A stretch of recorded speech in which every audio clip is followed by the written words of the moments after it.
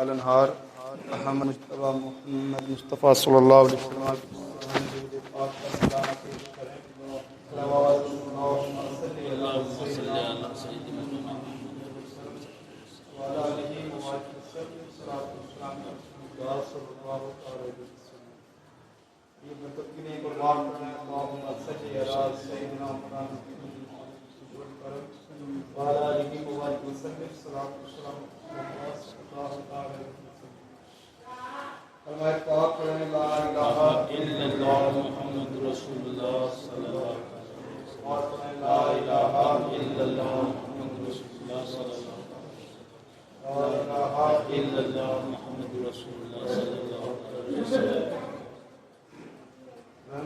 شاعر نے اس طرح فرمایا کہ بادی رضا کی کوہ ہمال رضا کا ہے،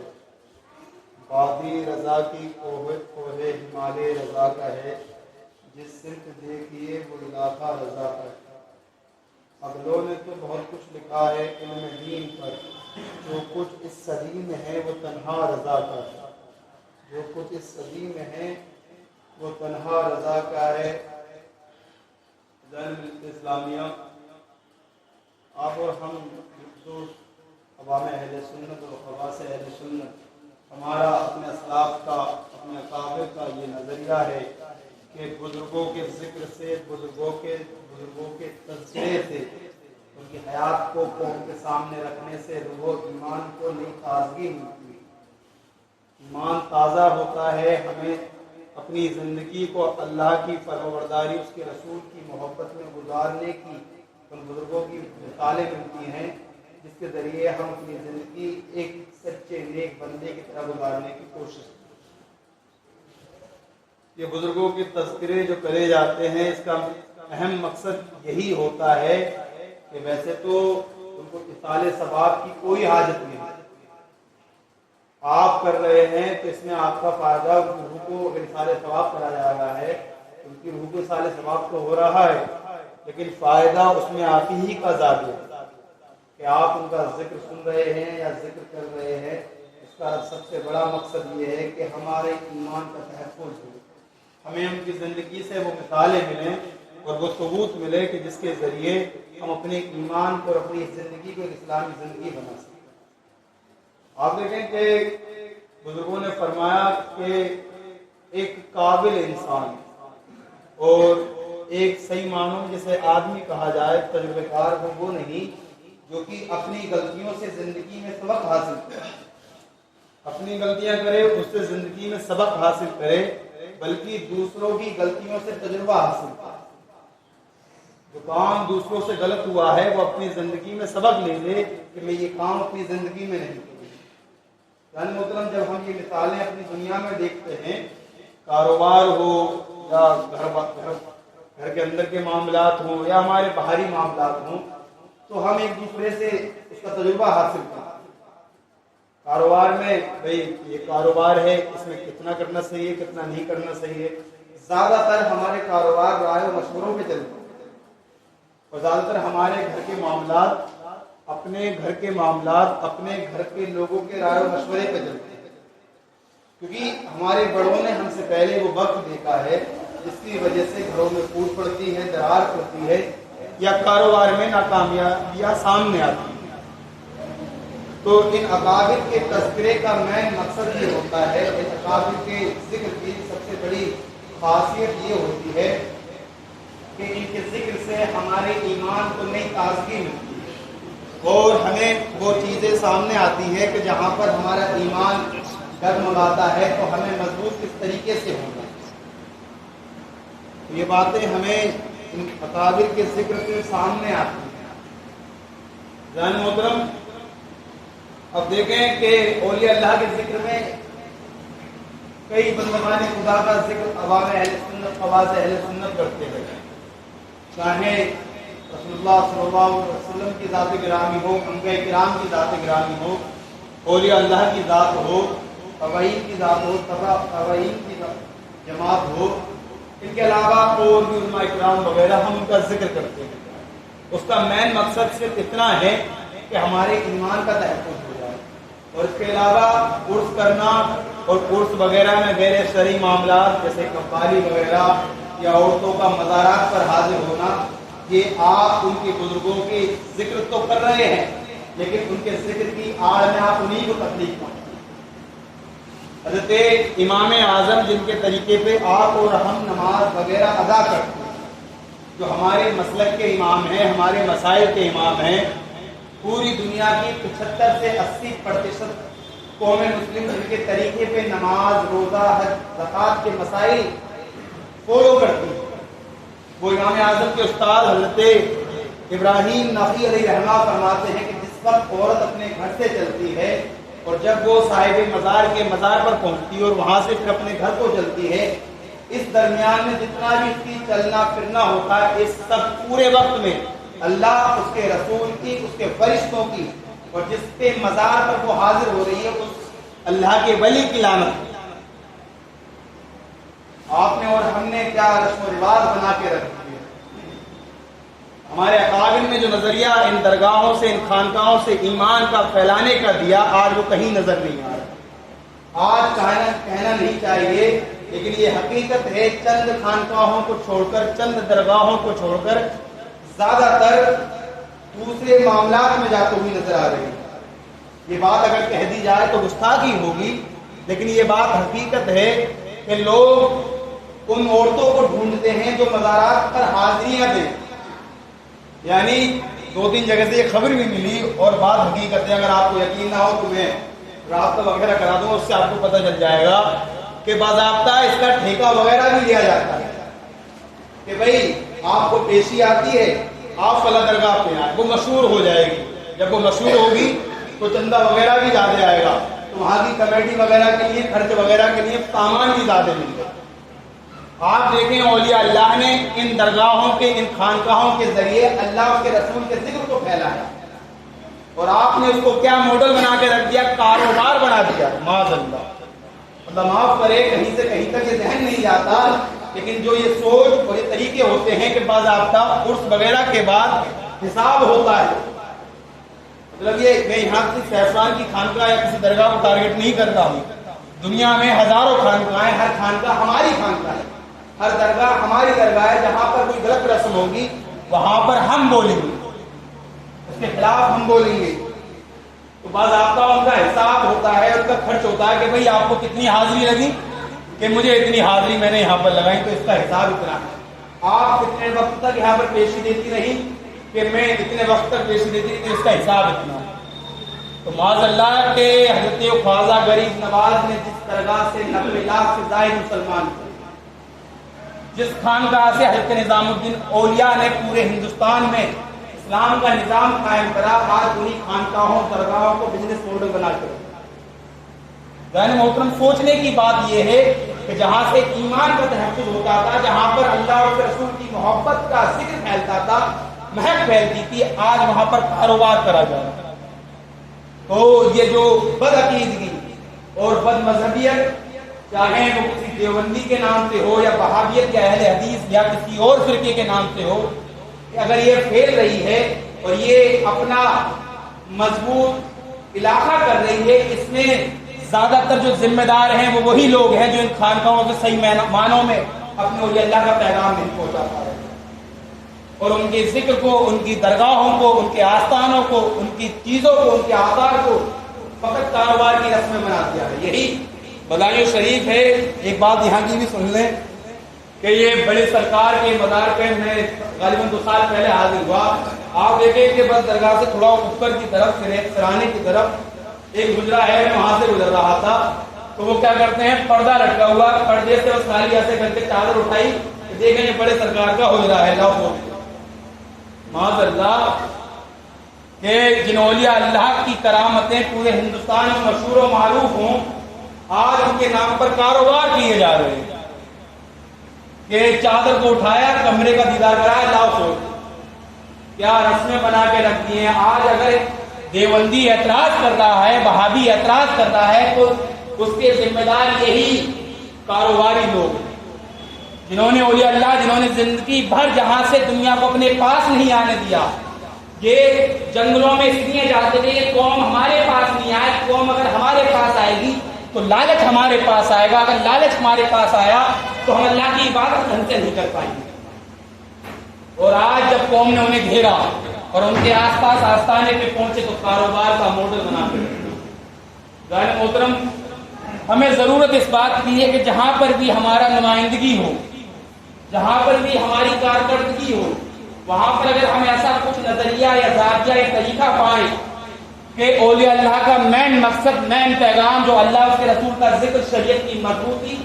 اللہ کی اور اس کے رسول کی محبت نہیں پھیل رہی ہے بلکہ کاروبار کا ماڈل بنایا جا رہا ہے، تو ہرگز اس جگہ سے اپنے کو اور دوسرے لوگوں کو اس طریقے سے بچانے کی کوشش کریں۔ اولیاء اللہ نے کہیں سے کہیں تک یہ نہیں کہا ہے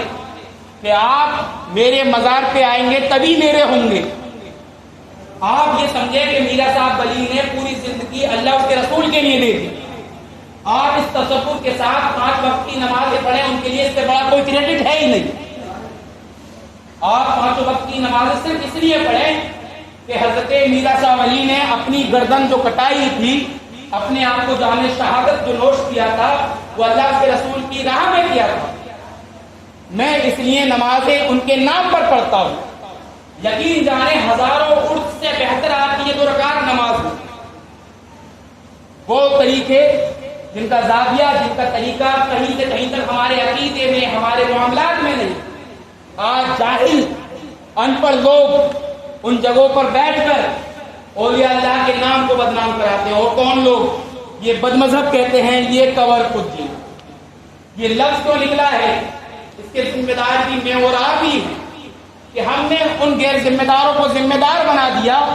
جنہیں صحیح معنوں میں غسل کے طریقے بھی نہیں پتا۔ غیر محترم آپ دیکھیں، اب انہی نظریوں کو ختم کرنے کے لیے ایک طرف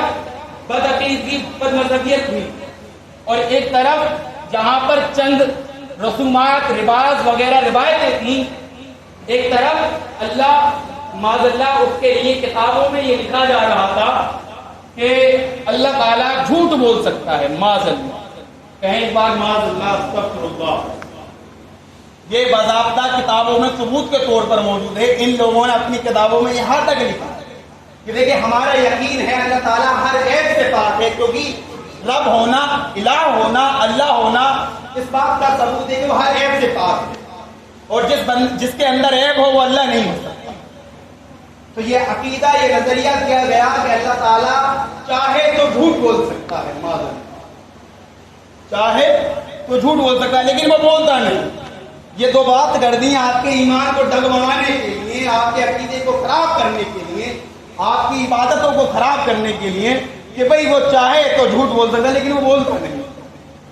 ہمارا 1400 سال کا پختہ عقیدہ ہے، اور علماء اہل سنت نے ہر زمانے میں اس کے لیے چیلنج کرا ہے کہ آپ قرآن و حدیث سے کہیں سے بھی ثابت کر دیں کہ اللہ تعالیٰ ان چیزوں سے متصف ہے، اللہ تعالیٰ ان تمام عیوب سے پاک ہے، اس لیے وہ رب تبارک و تعالیٰ ہے۔ جان محترم رسول اللہ کے لیے کہا گیا کہ یہ اتنے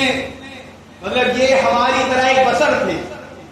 باضابطہ تمہید ایمان اور دوسری کی کتابیں جو ان کے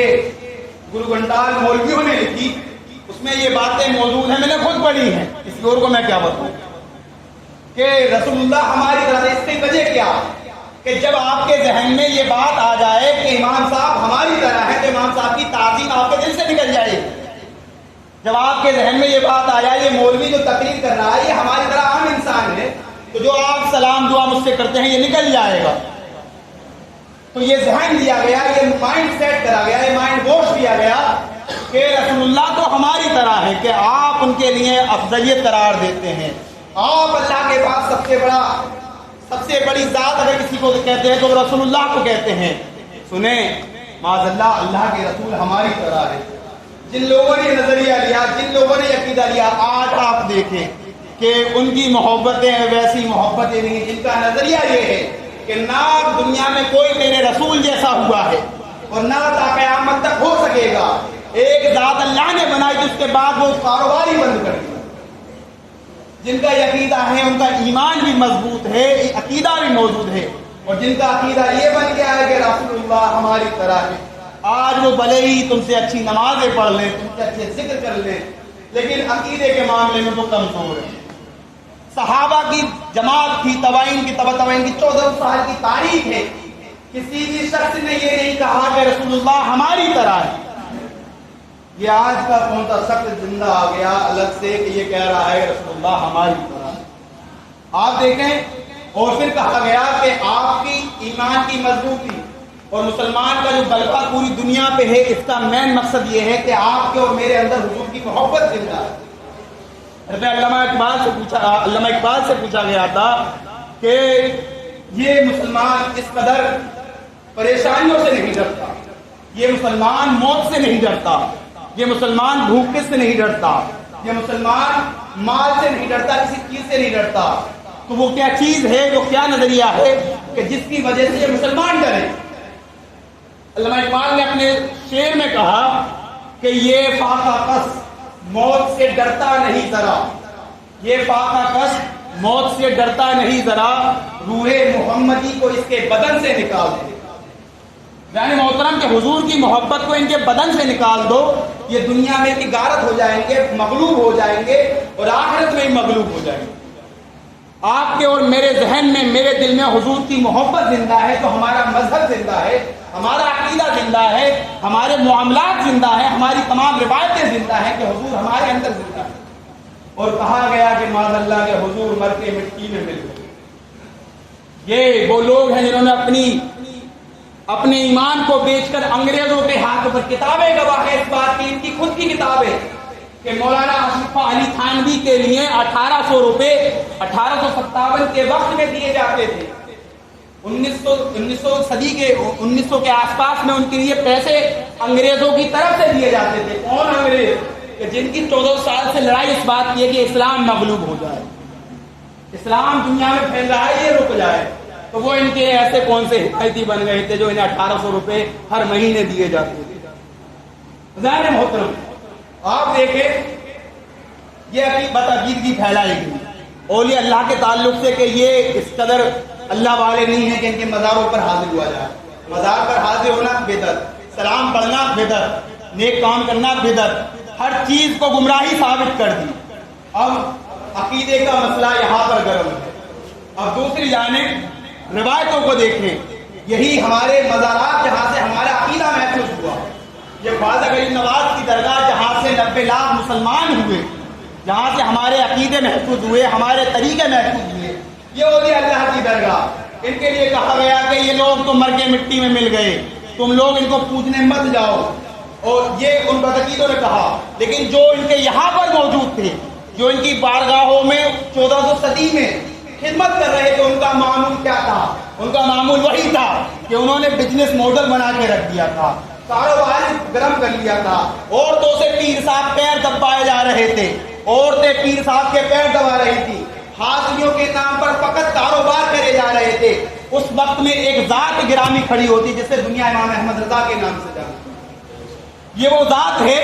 کہ جس نے ادھر کا بھی کاروبار بند کرا اور ادھر کی گمراہیت کو بھی خاموش کر دیا۔ ظاہر محترم امام احمد رضا کی کردار کو سمجھنا ہو تو اس طریقے سے سمجھے کہ جہاں پر ہزاروں کتابیں لکھ کر آپ کے عقیدے کو محفوظ کرا، اور جہاں پر کہا جا رہا تھا کہ معاذ اللہ حضور مر کے مٹی میں مل گئے، اس وقت امام احمد رضا نے اپنے قلم سے کہا کہ تو زندہ ہے واللہ، تو زندہ ہے واللہ، میرے چشم عالم سے چھپ جانے والا۔ ظاہر محترم، اور جس وقت کہا جا رہا ہے کہ حضور ہماری طرح ہے، تو اس وقت امام احمد رضا نے کہا کہ سب سے اعلیٰ و اولا ہمارا نبی، سب سے والا و والا ہمارا نبی۔ ظاہر محترم، جس وقت ان اولیاء اللہ کے لیے کہا جا رہا تھا کہ یہ کسی بھی چیز کے مالک و مختار نہیں، اس وقت امام احمد رضا نے کہا کہ تیری سرکار میں لاتا ہے رضا اس کو شفیع،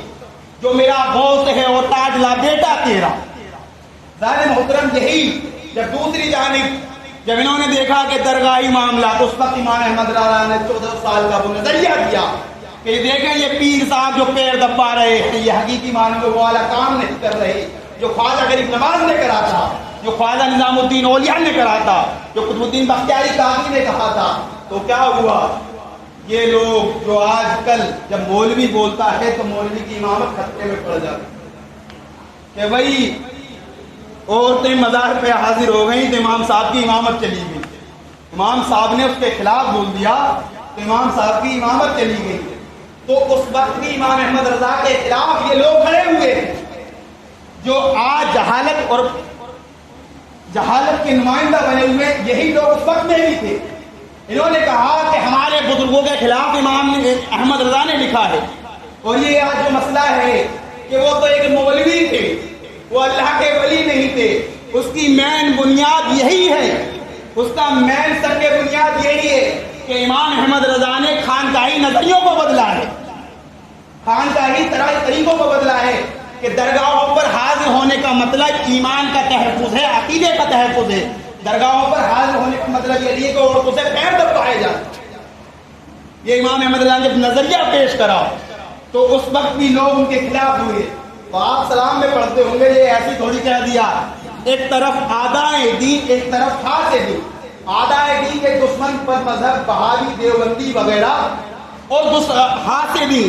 جو میرے حاسد ہیں، دین کے حاسد ہیں، یہ کون لوگ؟ وہ یہ دوسری پاری والے جو کہ درگاہوں سے گمراہیت کا ایک نیا نمونہ پیش کر رہے ہیں۔ کون سا نمونہ؟ ہمارے اسلاف نے جو عقیدہ، جو نظریہ دیا کہ یہاں سے ایمان کا تحفظ ہو، عقیدے کا تحفظ ہو، لیکن اس کے برخلاف کہ بدانیوں کی بڑے سرکار میں آج بھی کہ چادر کو اٹھایا، کمرہ دکھایا، 100 روپیہ انعام لیں گے کہ لائیے 100 روپے۔ اس چیز کے خلاف جب امام احمد رضا کھڑے ہوئے تو یہی لوگ ان کے حاصل بن گئے کہ مولوی احمد رضا نے ہمارے بزرگوں کے خلاف بولے۔ اس وقت اعلیٰ حضرت نے کہا تھا، ایک طرف آدائے دی، ایک طرف خاصے دی، بندہ تنہا شہا تم پہ کروڑوں دو۔ یا رسول اللہ، آپ میرے ہیں، میں آپ کا ہوں، دنیا میرے خلاف ہو جائے، لیکن میں وہی کہوں گا جو میرے بزرگوں نے 1400 سال سے کہا تھا کہ حضور میرے زندہ ہیں، حضور میرے مالک و مختار ہیں، وہ ان کے لیے۔ اور یہ جو طریقے میرے اپنوں نے اپنا رکھے ہیں کہ درگاہوں پر ایک کپالیاں، یہ عورتوں سے پیر دبانا وغیرہ، عورتوں کی خدمتیں لینا، یہ میرے خواجہ کا طریقہ نہیں تھا، یہ نظام الدین اولیاء قطب الدین بختیاری کا طریقہ نہیں تھا۔ تو میں یہ بھی کہوں گا اور یہ بھی کہوں گا، اس ذات کا نام امام احمد رضا ہے۔ یہ ماہ مبارک صفر المظفر، یہ اسی عظیم ذات گرامی کا مہینہ ہے۔ اسی کی 25 صفر کو وہ ذات گرامی دنیا سے پردہ فرما گئی۔ 1000 سے زائد کتابیں جس بندے نے لکھی، 1000 سے زائد، آپ دیکھیں، آپ ایک نظریہ دیا جاتا ہے کہ مولانا احمد رضا نے کچھ نہیں کرا ہے، صرف انہوں نے کافر بنا ہے کہ فلاں صاحب ہے، فلاں صاحب کافر، فلاں صاحب ہے، فلاں صاحب کافر۔ امام احمد رضا نے ہر اس چیز پہ لکھا ہے جو آج موجود ہے۔ وہ تو ہمارا اور آپ کا معاملہ یہ ہے کہ ہم بزرگوں کے اعراض کو مناتے ہیں، لیکن ان کی زندگی کو جو مقاصد اس کو بھول جاتے ہیں۔ امام احمد رضا نے وہ کون سا سبجیکٹ ہے، وہ کون سا علم ہے، وہ کون سا علوم ہے، وہ کون سے علوم ہے جس پہ نہیں لکھا؟ سائنس پہ انہوں نے لکھا، ریاضی پہ انہوں نے لکھا، ہزاروں سبجیکٹوں پہ ان کی کتابیں موجود ہیں۔ یہ اس بات کی عین گواہ ہے کہ امام احمد رضا تنہا وہ شخصیت تھی جو پچھلی 100 صدیوں میں نہیں آ سکتی۔ ظاہر محترم، آپ صرف 2 باتیں ہیں ان کی، انہوں نے 2 باتیں کہی تھی، وہ آپ کے مطلب کی ہیں۔ ایک یہ کہا کہ سنیں، آپ کا کتنا بھی عزیز، کتنا بھی پیارا، جب آپ کے عقیدے کے خلاف ہو جائے، جب اس کا عقیدہ بدل جائے، جب وہ یہ نظریہ رکھے کہ معاذ اللہ حضور مر کے مٹی میں مل گئے، جب وہ یہ نظریہ رکھے کہ اللہ تعالیٰ جھوٹ بول سکتا ہے، معاذ اللہ سب معاذ اللہ، اس وقت اسے اپنے سے ایسے جدا کر دو جیسے کہ دودھ میں سے مکھی کو نکال دیتے۔ آج کے ٹائم میں 3 چیزیں ہیں، ایک طرف سنیت ہے، ایک طرف بد مذہبیت ہے، ایک طرف خود کو بریلوی کہنے والے ہیں، ایک طرف دوسرے فرقے ہیں، اور بیچ میں تیسرے وہ لوگ ہیں جو دونوں کو صحیح کہتے ہیں۔ تو میرے پیر و مرشد حضرت حضور تاج الشریعہ علیہ رحمۃ الرضوان نے کہا تھا کہ سنیں کہ وہابیت اور دیوبندیت سے بری ہے سوے کلیت، جو یہ اس بات کا دعویٰ کرتی ہے کہ سب صحیح ہے اپنی جگہ پر، یہ وہابیت اور دیوبندیت سے بھی زیادہ بری ہے، جو یہ نظریہ دیتی ہے کہ سب صحیح ہے، صرف ایک کو چننے کا اختیار ہے۔ حضور نے کہا میری قوم میں 73 فرقے ہوں گے، ایک جنتی ہوگا 72 جہنمی ہوں گے، تو یہ کس طریقے سے کہہ رہا ہے کہ سب صحیح ہیں؟ یہ کس نظریے سے کہہ رہا ہے؟ اور آپ دیکھیں کہ کہیں پر سنیت غالب ہے، کہیں پر بد مذہبیت غالب ہے، لیکن یہ آپ کا جو علاقہ ہے، یہ جو میرا سہسوان ہے، یہاں پر صلح کلیت غالب ہے، یہاں پر چہرے کو دیکھ کر سلام کرا جاتا ہے۔ آپ اگر آ گئے تو آپ کے لیے سلام ہے، دوسرا آ گیا تو دوسرے کے لیے سلام ہے۔ یہاں پر عقیدے سے کوئی مطلب نہیں، اپنے مطلب سے مطلب ہے۔ آپ دیکھیں یہاں پر انسان یہ سمجھتا ہے، یہ مانتا ہے، یہ جانتا ہے کہ فاتحہ ہم میں اور ان لوگوں میں یہ فرق ہے کہ ہم فاتحہ پڑھتے ہیں، یہ فاتحہ نہیں پڑھتے، ہم میلاد پڑھتے ہیں، یہ میلاد نہیں پڑھتے۔ ہمارا اختلاف اس چیز کا نہیں ہے، ہمارا اختلاف اس چیز کا ہے کہ ہم رسول اللہ کو زندہ جانتے ہیں، رسول اللہ کو مردہ جانتے ہیں۔ جو شخص اس بات کا قائل ہو کہ حضور اللہ مر کے مٹی میں مل گئے، تو اس کو امام احمد رضا نے فرمایا کہ اس کو اپنے آپ سے ایسے جدا کر دو جیسے دودھ سے مکھی کو نکال دیا جائے۔ اور ہمارے بزرگوں نے کہا کہ جو شخص 1 منٹ کے لیے کسی بد مذہب کی تعظیم کے لیے کھڑا ہوگا، 1000 سال کی اس کے لیے سزا دی جائے گی۔ ہمارا عقیدہ اس بات کا گواہ ہے کہ ہمیں عقیدے میں مضبوط ہونے کی ضرورت ہے۔ اعمال کا دار و مدار عقیدے کے اوپر ہے۔ ہمارا عقیدہ درست ہوگا تو اعمال درست ہوں گے۔ ہم جب اللہ کے بارے میں یہ سوچیں گے اللہ تعالیٰ تمام ہے وہ سے بات ہے، تو ہماری نماز درست ہوگی۔ جب ہم رسول اللہ کے بارے میں جانیں گے وہ زندہ ہیں تو ہمارے دل میں محبتیں زندہ ہوں گی۔ تو اس لیے عقیدے پر تحفظ کریں اور یہ صلح کلیت کی بیماری سے بچنے کی کوشش کریں۔ ایک چیز اختیار کریں اور سنیت کو اختیار کریں، اہل سنت والجماعت کی صفوں میں مضبوطی سے کھڑے ہو جائیں، بد مذہب کی صلح کلیت سے ہمیشہ بچنے کی کوشش کریں۔ اللہ تعالیٰ ہمیں ان چیزوں سے بچنے کی توفیق عطا فرمائے اور مسلک اعلیٰ حضرت مسلک اہل سنت پر گامزن رہنے کی توفیق عطا فرمائے۔ ابھی سے جو ہو بیگانہ اسے دل سے جدا کر دے، ادھر مادر برادر جان و مال سب ان پہ خدا۔ ہماری